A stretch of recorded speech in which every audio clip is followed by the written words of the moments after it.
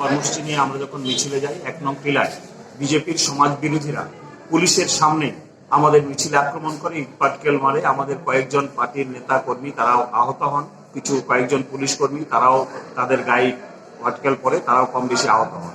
এরকম পরিস্থিতিতে পুলিশ আমাদেরকে অনুরোধ করলে আমরা মিছিল নিয়ে আমাদের পথসভা করবার জন্য গন্তব্যস্থল পুরনো মোটর স্ট্যান্ডের দিকে যাওয়ার পথে আমরা আমাদের পার্টি অফিস থেকে একটু সামনে এগিয়ে গেলে সেখানে আবার বাধার সম্মুখীন হয়।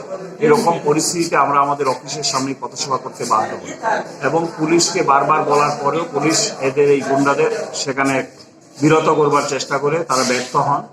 আমরা পুলিশের কাছে বারবার সহযোগিতা চেয়েছি যেন আমরা আইনি পথে আমাদের পারমিশন থাকার পরেও আমরা যেন আমাদের নির্দিষ্ট কর্মসূচি করতে পারি। আজকে বিজেপির গুন্ডামির জন্য এই নির্দিষ্ট কর্মসূচি করতে আমরা ব্যর্থ হয়েছি, আমরা সেখানে বাধাপ্রাপ্ত হয়েছি। এইরকম একটি পরিস্থিতির মধ্যে দাঁড়িয়ে আমরা মনে করি রাজ্যে আইনের শাসন নেই, রাজ্যে সেখানে গণতান্ত্রিক পরিবেশ নেই। যে অভিযোগ আমরা বারবার তুলেছিলাম সে অভিযোগ সত্য এবং একইভাবে আমরা এটা বলতে চাই, নাগরিকত্ব সংশোধনী আইন যা মানুষ মানছেন না, গণজোয়ার তৈরি হয়েছে তার বিরুদ্ধে, সেই গণজোয়ার ঠেকাবার জন্যই আজকে তারা গুন্ডামির আশ্রয় নিচ্ছেন। গুন্ডামি করে এই আইন কার্যকরী করা যাবে না। দেশের গণতান্ত্রিক মানুষ তার বিরুদ্ধে রাস্তায় নামবেন, আরো বৃহত্তর প্রতিবাদ সামিল হবে।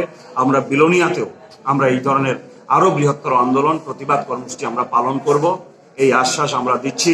এবং আমরা মনে করি গণতান্ত্রিক পদ্ধতিতে সিপিআইএম এর এবং বামপন্থী দলগুলোর যে আন্দোলন, সে আন্দোলন জারি থাকবে। কোনো আক্রমণের কাছে আমরা মাথা নোয়াবো না এবং আমরা পুলিশকে বারবার বলেছি যারা এই আক্রমণ করেছে তাদেরকে চিহ্নিত করে অবিলম্বে গ্রেপ্তার করতে হবে, তাদের শাস্তি দিতে হবে।